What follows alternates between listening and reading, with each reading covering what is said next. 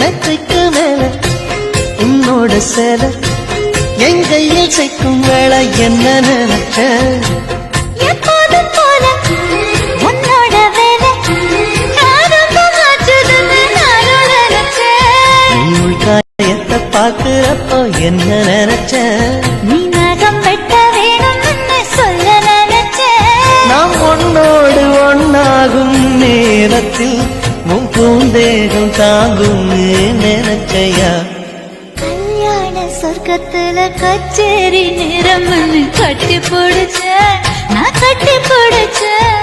வெட்க விட்டு மூச்சு முட்டை கட்டி போடுச்சேன். சொக்கி தவிச்சேன்